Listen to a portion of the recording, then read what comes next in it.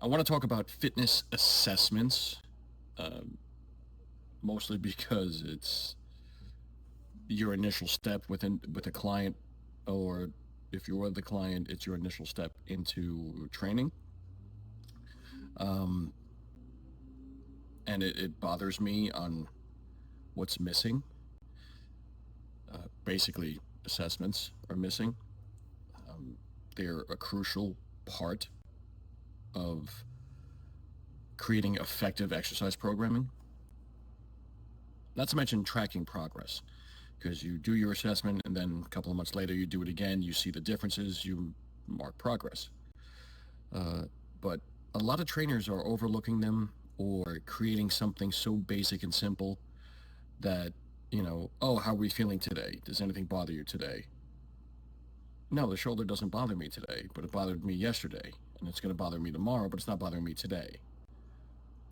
Or has the doctor told you, you have any injuries or anything like that? No? All right, cool. Then we're just going to go crazy. It's the assessment part is crucial, and it has to be um, personalized. You can't have a standard assessment. Uh, I like the saying, standardized assessments don't lead to individualized programming, because if you're doing a generic assessment not tailored to the individual, you're going to get, standard global, results from it. Nothing individualized. So if you have a poorly implemented assessment or a poorly run assessment, you're going to get ineffective workouts. They're going to be garbage. Client's going to be unmotivated to continue because it's just basic stuff.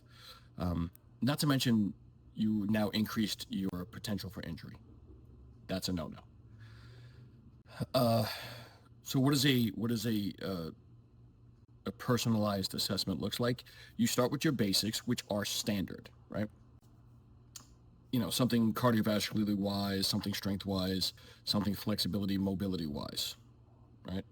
I mean, if you want to do your body composition stuff, fat fold, skin calipers, or body fat percentage, they have technology for that, makes it a lot easier.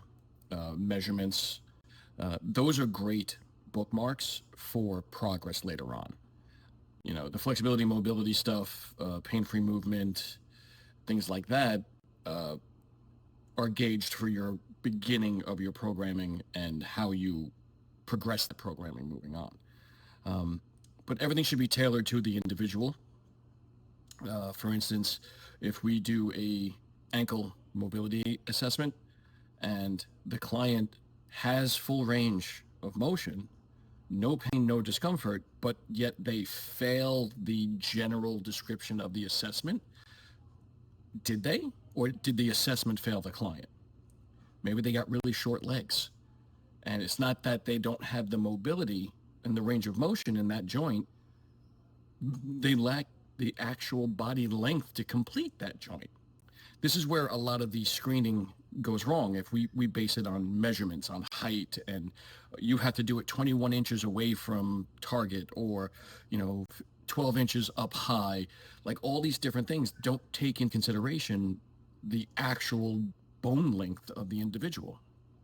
So you could do a mobility assessment and they didn't touch, the knee didn't touch the front or the toe didn't touch, so therefore they failed the assessment, but yet they have full range in the joint, no pain, no discomfort during movements, no issues doing exercises in that, in that range. So they didn't fail. They just lacked the actual body length, bone length, preventing them to get from one side to the other. So we have to tailor the assessment to match the client, not, stuff a client into an assessment, into the results that a textbook says. So why does all of this matter, right? Why do assessments matter? They reveal areas that a person needs to work on. Not to mention, they also reveal areas that are the client is exceptional at. Let's look at both of those, right? It shows both.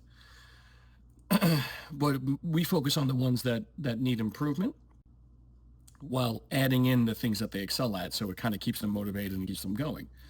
So you could target your training plans a little bit better and, again, more personalized.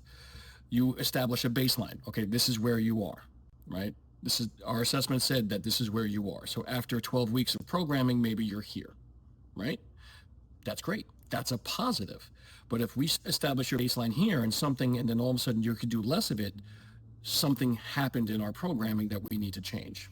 I mean, other things could happen in life, but, or injury could happen, even not in the gym per se, just something happens in life. So all these things have to be taken into consideration. These assessments allow for personalized training programs. I've said it 1,000 times. So they're safe, effective, optimal, efficient. Kudos. You can prevent injuries with this. Hopefully prevent injuries with this. Because if you're tailoring your programming to fit within, the parameters of what you see in the client's assessment, the less chance of them getting injured. So, so all that, less injuries, you get a little fun programming, more efficient. The client feels a little bit better. They feel comfortable with you knowing what you're doing. So now you've increased motivation. So now the client's going to keep coming back because they trust you, right? And then, you could keep using it as, like we said before, as a baseline, and you could track progress. Now, I mentioned before the different types of testing you can do. Cardiovascular testing, usually on a treadmill. You check the heart rate before, during, and then a minute afterwards. You see how their heart responds to it, lung capacity. There's VO2 max testing, like if you really want to get technical with lab stuff and lab work and all that stuff, you can do that. Muscular strength and endurance is another one, where you're actually physically doing the exercise. Sometimes you may see a push-up test, how many push-ups can you do in X amount of seconds or a minute.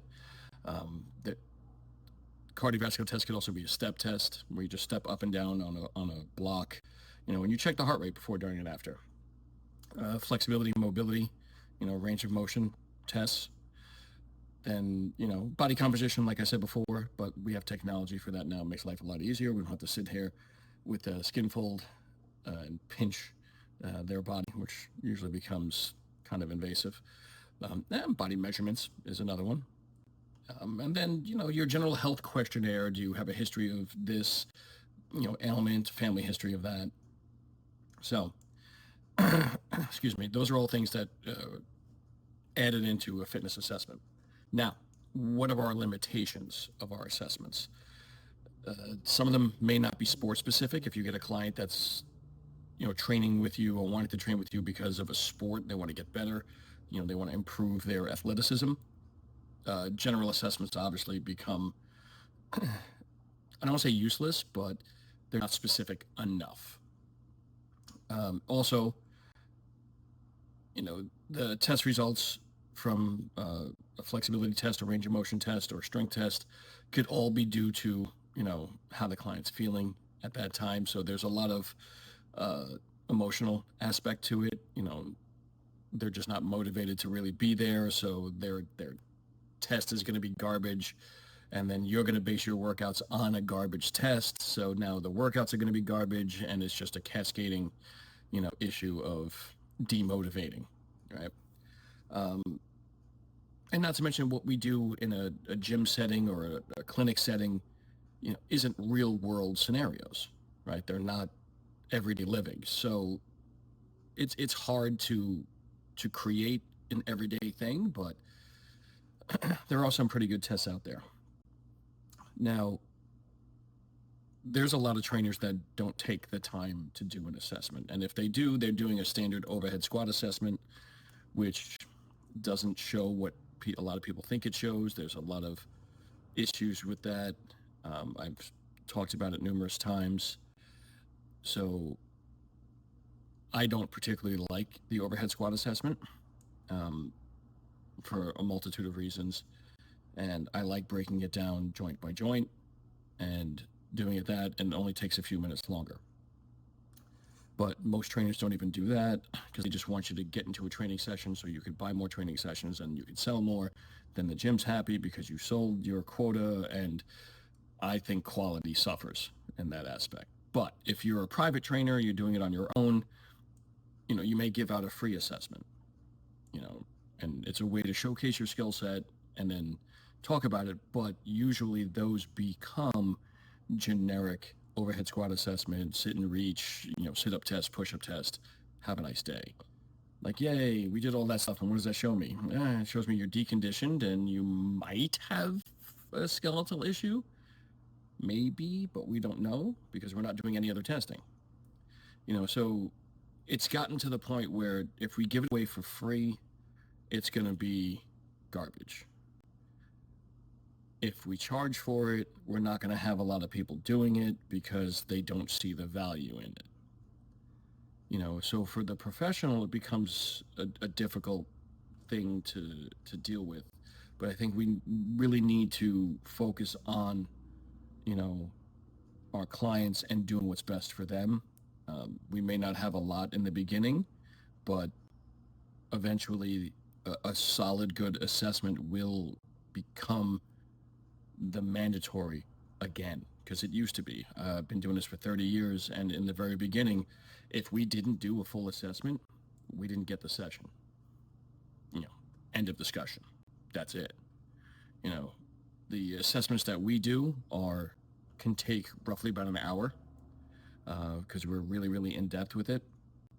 We do everything from shoulders, neck, spinal rotation, wall slides to see, shoulder functioning. We do a little bit of shoulder flexion, shoulder adduction,